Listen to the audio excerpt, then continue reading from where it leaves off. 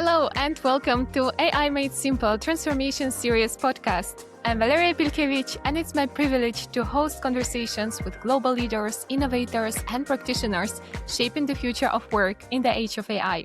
I'm joined today by Ashu Bhatia, Global Head of Dexian and seasoned technology and AI transformation leader with over 25 years of experience. Ashu has held senior leadership roles at Accenture as partner for tech strategy, Avanade Microsoft as EVP for data and AI, as well as American Express and Siemens. He's also the author of the technology strategy book, Value Creation, which I, by the way, highly recommend you to read. I just finished my copy. And is widely recognized for his expertise in value engineering, bridging digital strategy with real, measurable business impact.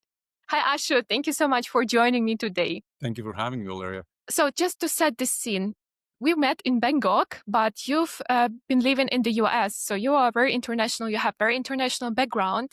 And maybe you can tell us a bit more about where did you grow up and how did it actually, that environment shape your early aspirations? Sure. No, thank you so much for the opportunity. I follow your work and your content very aggressively. So thank you for hosting me. I'm so excited to reach out to your audience. But yeah, I think, as they say, right, the journey kind of makes you, and for me, it's been a great journey as yet. So to tell you a little bit about my history and how I grew up. So I am originally from India, but I grew up in Africa. And then I was doing a lot of work in Germany, actually, and then moved to England and then US for the last 20 plus years. And now I've circled back here to Asia. The way I look at my journey, frankly, Valeria, is that every little piece, it kind of shapes you, right? So I think Africa as a childhood, different cultures, it helps me adapt to different, just immerse myself culturally elsewhere and really work with global teams very seamlessly. I think I did my engineering, which was always as a kid, I would take things apart and put them together. And, my mom would always be a little furious about me doing things around the house like that. But I think it was that mindset that still works very well with problem solving, etc. And then, of course, I think when my first job was in Siemens, actually in Germany, I think the quality, the precision that the German technology instills in you is phenomenal. And I still have that in me. Moved to England. I did a lot of financial innovation at scale, and I saw a lot of good things there. And then, with the US, and I did my MBA in the US itself. And I think that put everything together with strategy and finance. I really look at the business of technology, not only technology itself. And I think that's, in a nutshell, my journey. But as I say, right, you don't make the journey, but the journey makes you. So that's where I am right now. It's very impressive, I would say. And I considered myself international, being, living in Germany and, and Asia in Belarus. But so we met at the conference where you were a speaker at the Dexian event. And I talked to you about AI literacy and how I'm doing a lot of AI literacy training and upskilling and educating the audience as well on LinkedIn and via the corporate trainings. So you work with global enterprises across different industries, banking, manufacturing, retail. And from your vantage point, why do organizations still struggle with AI literacy, even though they invest heavily in technology? Yeah, no, that's a billion-dollar question, to be honest with you. As a professional services person doing a lot of consulting, helping clients understand this journey for AI and data, I get that question a lot. I would say if I were to net it out, right? Like people, we all know that we wake up to AI. You wake up and read about LinkedIn or watch the television or listen to the radio. You drive to work, you're still using AI, you're using maps, etc. Sometimes when you want to kind of settle into your evening, you open entertainment television, still AI shows up, right? So there's definitely an overdose of AI. There's a little bit of AI fatigue, but that's for a reason, right? People, to your point, have invested enterprises across financial services, manufacturing, you name any industry sector, have invested very wisely in data and analytics and now AI. But what AI literacy means and where the challenges are, I think if I were to net it out, three things, right? The first is data foundation. No matter what we do, and I used to preach that, not to date myself, that when it comes to data, if I were to take all of this and boil it down to all the business exec, data or information management has three pillars, right? You bring data in, that's the first one. You store data in your own organization, and then you use that data or information to make some decisions. That's it, three things, right? So that whole assembly line of data starts with the right data platforms. Clean data, data hygiene, making sure that you know who produced that data, whether these days it's inside the organization or outside.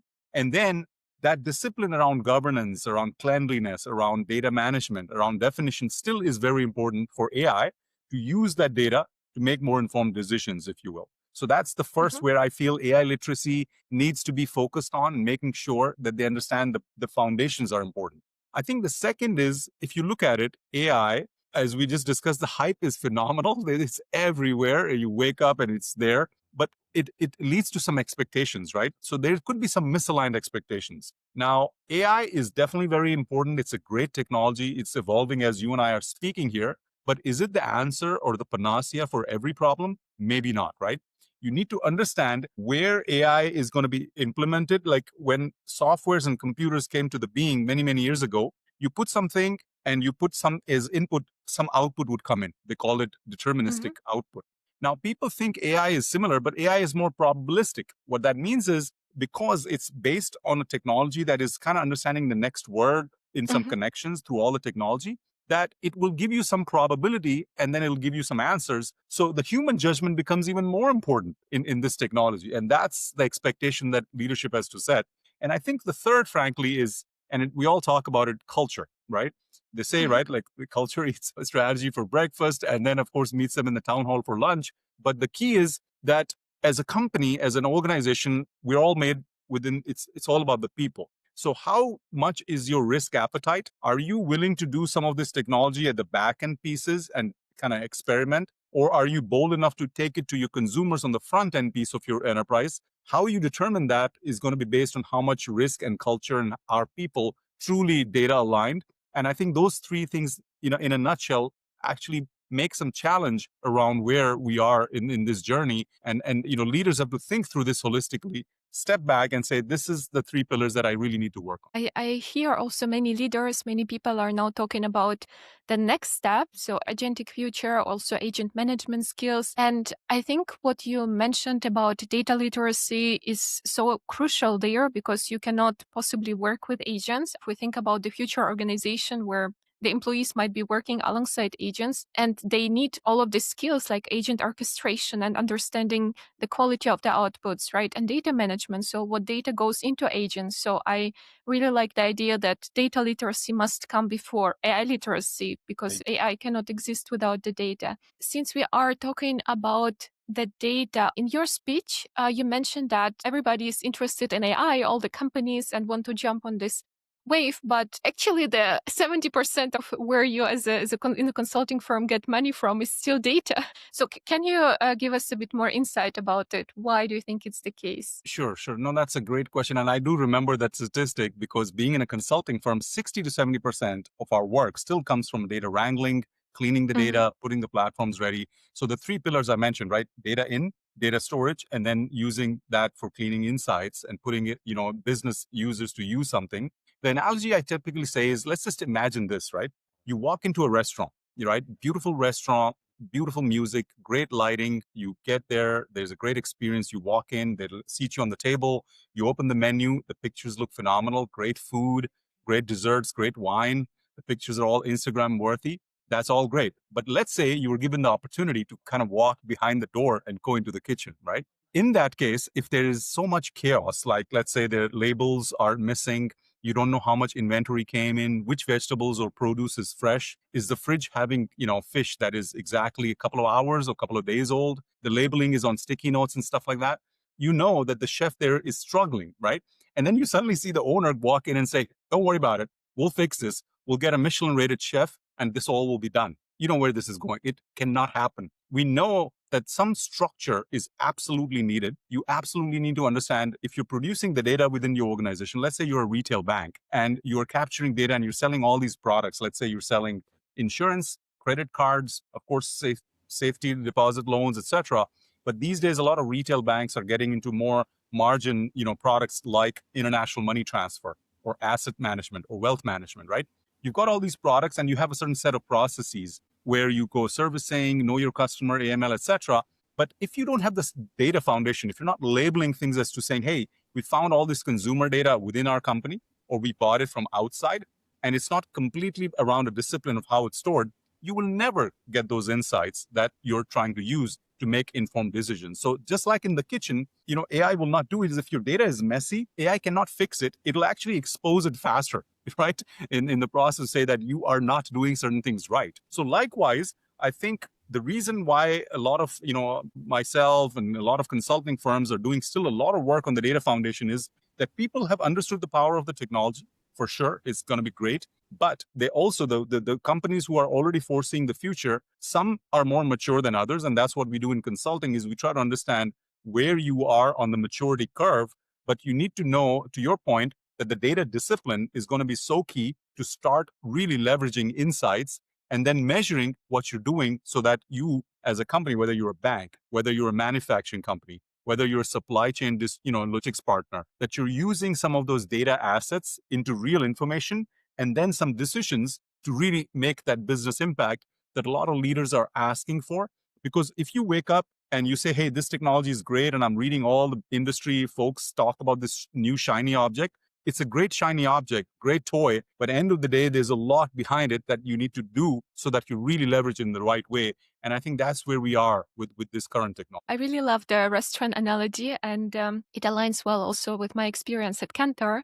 I used to work on marketing mix modeling projects. So basically, when you take a lot of historical data of marketing and sales spends and industry data, and then you try to model and predict the future, for example, how much sales the company will generate based on how much they will invest in different marketing channels. And then when we came to the companies and asked them, okay, then just give us this historical data so we can show you what activities brought the most value or the most ROI. And the data was so hard to find. So it was rarely even at the same place at the company. It was sometimes the company would finish the agency contract, media agency, and then the data is just lost forever. So it was very well aligned. I wanted to ask you, so when talking about the data, in your book, you're mentioning a process for ensuring the data quality, like define, measure, analyze, improve, control. Do you think the company can train a team of AI agents that exactly will follow this process? Or do they still have to do the work manually? Yeah, no, that's a great question because I am seeing a lot of that in the industry. And thank you for alluding to the book that DMAIC, DMAIC framework is like a Six Sigma process framework. I'm a Six Sigma black belt, so I was trained to be very process specific. But to your question of saying that, can we actually use this technology itself to make the technology data better? It's a great question, right? Because the answer is somewhat yes. You can deploy AI and, because end of the day, what is AI? The computers crunch numbers or things and patterns much faster than a human brain, right? We're all very smart. We do things, we learn. Human beings are the best organisms here on this planet. But computers, once it's something that's repetitive and it's patterns, or it's something that can be crunching numbers, they're much faster, right? So yes, AI can be used to clean the data. You can try to bring things as saying, hey, is there nulls in this column? Is the address missing? Or do you have the right letters? Or do you have a zip code that does not match a certain city? Yes, you can have rules and it can be used to cleanse that. But before that, you have to step back and have a little bit of a bifocal vision to say that end of the day, that data management capability that you're trying to build in the company is also around processes. What that means is data processes is so important. When you walk into, again, going back a little bit to the retail banking example, I have walked into banks where when they're selling different products in different units, business units within the bank, they sometimes won't share data amongst themselves. They're like, oh, well, we're selling, insurance products, and this business unit is selling like some retirement products. They will sometimes not share the data. Now, what happens in those data silos that we walk into sometimes is, even if you've done some work here in cleansing the data and put some data quality metrics around no nulls or real-time data, and others have not, AI can take that in, but it's going to waste a lot of cycles and it's going to exacerbate the problem that might exist in the company. So the answer is yes, AI can absolutely be used, but you need to step back and say, what is my data management capability? Why do I need to have clean data for certain important functions? So if you're working in healthcare, for example, you have, if let's say it's some injection, some dates, or some machine that is monitoring some patients, there is no scope for data lag, right? Or data misquality. But yes, suppose you're doing something where you're sending flyers for a new credit card to a certain address and it goes to wrong address, that error is permissible, right? So depending on the use case that the company is trying to do, you can deploy these technologies, but it still goes back to the whole management of the data and the process behind it before you start applying technology to cleanse this better. I think you also mentioned it in the book that data quality initiatives sort of have to encompass the whole enterprise, right? Like people, processes, and technology. Talked before, data literacy, right? Data ownership, clear ownership, processes you just mentioned, and technologies. That's where we can, use AI, maybe agentic help at some point when we're clear on the people and the processes part. If you had to coach a leadership team for 90 days on becoming AI ready, what are the 3 behaviors or habits you would focus on first? And maybe you can also tell us what is AI ready, because we always hear about AI first organizations. So no, that's great because I'm in consulting. I help a lot of clients, and there's a lot of jokes on consultants that they create all these terms. So AI first or AI ready, it used to be client server ready, cloud first, and now it's AI first, right? So Yes. the way that the technology is evolving, I think the 3 behaviors that I would really recommend is first is clarity, being very clear as to what kind of things are you going after. And that's very tough sometimes Hmm. because at the leadership level, sometimes absolutely they know, right? That there is, this is my shareholder value tree. It's more revenue, lower cost, or reducing my risk. If you unfold that whole shareholder value tree, am I going to be leveraging this technology? That Hmm. clarity needs to be percolated down to the teams, right? So it's all about the Yep. communication. It's knowing some of that. And they say, right, like if your communication is very little, it's like a tree fell in the forest. No one knows about Hmm. it. So Yeah. you want to make sure that once you're clear about what you're pursuing, that it should percolate down to the employee level, not just the middle management level or senior director level. It should be at the nth employee level so that people are clear that this is what they're working towards. So that's, I would say, a Hmm. behavior that leadership needs, clarity. The second is simplification. What I mean by that is there's so much going on that it's very easy to get overwhelmed, right? You can't be going after everything, but you have to say, okay, if this is my use case, I'll give you an example. We just talked in your example of marketing and how people use data to do marketing push. And sales forecasting is a big problem statement that I work with retailers sometimes, as well as supply chain people. I was working on some sales forecasting tool for a client, and they're saying that we should go after all these use cases. And that all made sense. But I asked them one thing. I said, we can go after all these use cases, but before we do everything, like this was like a drinks company trying to order in which stores will the inventory need to be, changed. I said, every Monday, who decides the inventory to be reordered? What do they look at? Hmm. Start with something simple. Where is the human trying to make that decision? From there, AI will evolve itself, right? Rather than us saying, hey, this is the value chain, these are the use cases, this is the potential, or this is the 30, 40, 50% productivity gains. All that is great. It gives you a starting point, but start from where the decisions are being made in the field. And once you pick that up, then you unfold it. It simplifies how you deploy Hmm. your AI solutions. And I think the third would be the most important, where a lot of companies, I think, struggle with is prioritization. Because everyone knows the power of this technology, everyone wants something going on, right? I talked to chief analytics officer in a bank one day, and he made a very funny statement. He says, I have more pilots than Delta Airlines or Lufthansa. And I was like, it made sense to me that they're doing a lot of experiments all Yep. across, and no one is able to say, oh, which things do we really need to go after, right?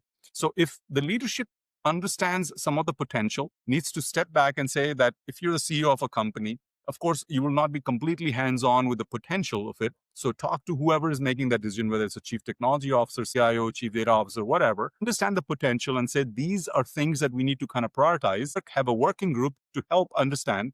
As they say, right, if everything is important, nothing is important. So help your Yep. company understand which pieces to go after, because from the initial momentum, you will reap some success, whether it's external facing strategy, what your competitors might be doing, or where your industry is going. But have some of those patterns going. That's when your employees and your whole organization can kind of really say, okay, we're all rowing in the same direction, and this is where we need to get to. So clarity, simplicity, prioritization. I love it. Regarding clarity, in your book, you also mention when you talk about culture, you also talk about vision trap, right? Where optimizing individual processes or parts does not necessarily lead to a big optimization on the company level, company wide. So I think it's also very much aligned when trying to do different pilots or different AI initiatives that are not aligned with the general vision and general understanding of where value is generated. And speaking about pilots, like you speak a lot, as you mentioned, with CIOs, CTOs, CEOs across different companies, different industries, multiple regions. What do you say differentiates organizations or companies that actually get value from AI instead of just doing another pilot? We also know all of the statistics from the recent MIT report that 95% of all the projects, generative AI projects fail, and only 5% actually get into production and generating actual value. So what do you say differentiates those companies, or Yeah, those no, that's a 5%? great question. It's that statistic from that study came up recently in another thing that we were talking about, because it's scary from a leadership vantage point to say that I'm investing so much capex, so much opex, the power of this technology, and if I don't get the Yeah. benefits, and a lot of companies are struggling, right, because of that. So I would say the companies that are trying to win are doing two or three things right, and sometimes you have to look at it from a long play, and I'll explain what that means. The first thing is, if you step back and you Mhm. think about this technology, if you just look at technology in general, most of the technology transformation would come typically sometimes from the military, from organizations, and then come to consumers, and then it would go, right? Whether it was cell phones, or it was internet, for example. But Gen AI was actually the opposite, right? So OpenAI came in and said, hey, there's ChatGPT, let's roll it out. The consumers are already playing with it. The enterprises said, let's be careful, let's see if they can do it. And now the companies and the boardrooms are saying, oh, this thing is real, right? So they say that AI is more adopted in the cubicles than in the boardrooms, right? There was another study that said 67% of the employees are using some tools like this to make their jobs better or make their day better. So the challenge for the companies is to give them tools inside the company within the security bounds so that they can have the same experience and still leverage this technology. And that's a big challenge, because you want security, you want firewalls, you want proprietary data to stay within your firm. So that's something that leaderships are thinking through. So coming back to your question on saying what are the behaviors that are making some of the people win, the first is understanding that what is it that the employees can use? Where are those productivity slash revenue gains or risk reduction gains going to be working? And at least incorporating a digital lab or an AI lab. And what I mean by that is, Mhm. a lot of my clients will say, even at the senior level, hey, that because things are evolving so fast, should we just wait a little bit and see where all this goes before we invest anything? And our answer typically is, you got to be doing things right now. So you have to be doing the experiments as the technology evolves. Not that you can deploy it right away, but if you have an AI lab or a digital lab, I would say have three lenses to it, right? Have a telescopic lens, look at the telescope, see where this is coming in a year or two. Is it merging with quantum? What is happening? Have some innovation lab, look at where the art of the possible is, and Mhm. intermingle that with your shareholder value. The second is have a little bit of a binocular lens saying, hey, something near shore, what have I already deployed? Like the sales forecasting. If, like, I'll give you the example where we're working with this retailer, they built this sales forecasting modules. Now comes in the CMO and says, I want to now use some of this data to see if I launch a new product, how much will it cannibalize my existing products? And what is my Mhm. forecast for this thing? And then can I mix things like events or weather data? So all those things evolve, but you have to have that binocular lens and you have to have things ready. Otherwise you will miss, some of the decision criteria right there.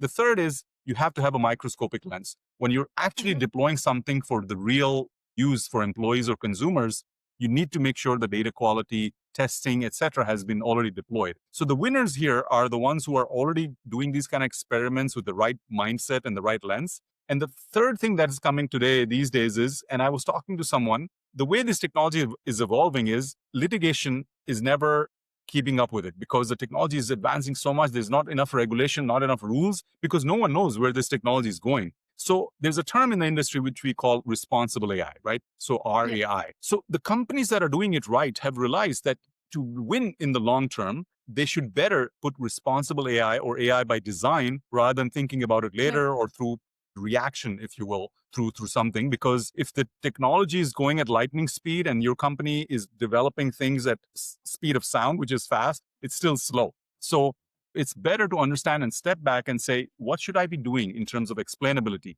transparency, and all those realms, so that I am not doing anything wrong for my consumers, because then it leads to so much risks, whether it's reputation, lost revenue, whatever. You want to kind of put the experiments, the responsible AI by design, and then doing things slowly to say which use cases you deploy. So the companies that are kind of focused on all of that are a little bit winning. And I think in the future, those are the companies that will really be able to avail of this and win in the long term. While we are talking about pilots, I actually want to ask you another question. And I want to pose a quote from your book. You're saying, when you talk about value creation, about processes, that whether a company manufactures physical products, develops software, or provide services, the thought process of who creates value needs to be understood from the customer's perspective. So, do you think it's the same when we think about use cases for AI pilots or AI projects? Yeah, no, that's a great question. First of all, a lot of people differ on the term value, right?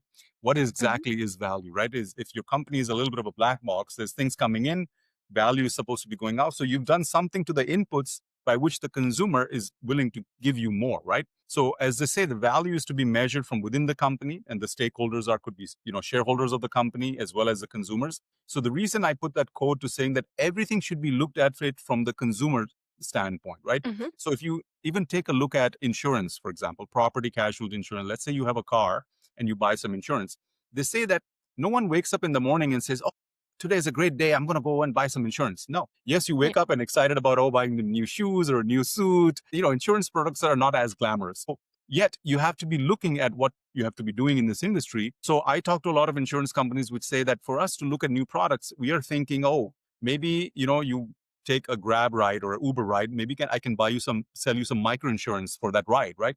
At literally at $2 a ride or whatever. So they have to think creative with what they're doing, but value has to be perceived from, again, the consumer standpoint. What is the Mhm. consumer doing? If he or she is not as excited about your product, where is he or she participating? For example, if you walk into any big malls of the world, there's people who are trying to sell you credit cards at the time of checkout from your POS terminal, depending on where you're shopping, right? They're saying, hey, can you buy the Citibank card that we're coming? So people are always saying that if Valeria is a consumer and she buys things here, or she goes hiking there, or she consumes this, where else can I integrate my products so that I can make her life experience better? That's how Mhm. companies need to be thinking. In fact, I was reading a book. It's called, I think, Competing in the Age of AI by Lakhani. They said that with AI, it'll be even tougher for companies to maintain their core because people are thinking of completely new business processes, completely new business ideas, and out of the box because the technology is providing and enabling that, right? They give an example where they said, for example, e-trade companies like Amazon or Shopee in Asia, you would do things quickly and within 2-hour delivery to your home, and you're capturing a lot of market. Now they're coming up with saying that, let's say you wake up on Monday early morning before you head out to work and start your podcast, and you open the front door, and there's already a box from Amazon.com there. Based on all your history, they know that you're going to be running out of, let's say, the milk or the cereal last month or whatever it may be. And because AI is used for that, it may not be 100% accurate. And out of the 10 items, you take the 9 because they make sense, and you leave the one item, and a drone comes and picks it up for reverse logistics because you don't need that one item, right?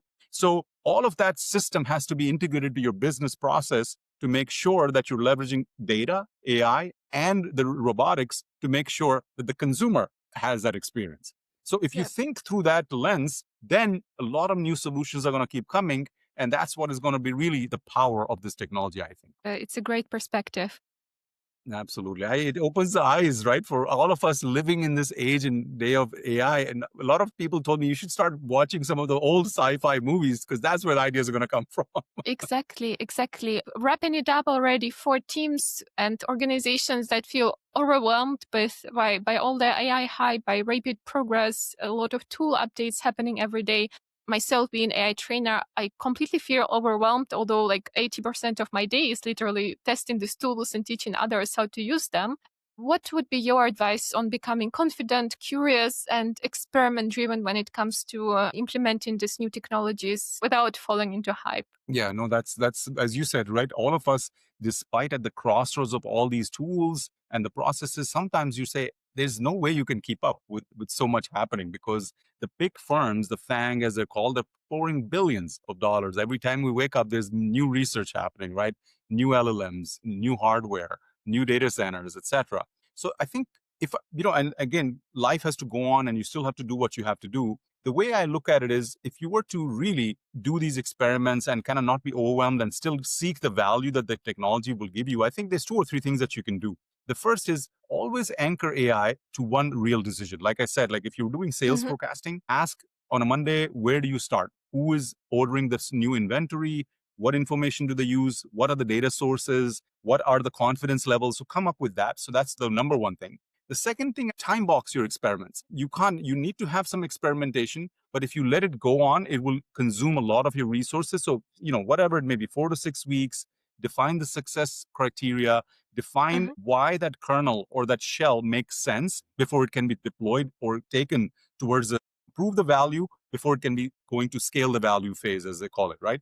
And then the third is, I would say, that always think of AI as a thinking partner. They say that, and you mentioned that in the beginning, that the more you ask, the better answers you'll get. And I realized that the more, because this technology is still kind of always about, it has some understanding and the patterns, but it started as a tool which was doing just the next best work, right? If you will, right? The simplest core. So it's going to provide some answers, but the best thing is your hard work is going to come by asking and being more curious, saying, hey, if this is what happened, why did this happen? Can you go back and give me another perspective? Can you crawl the web?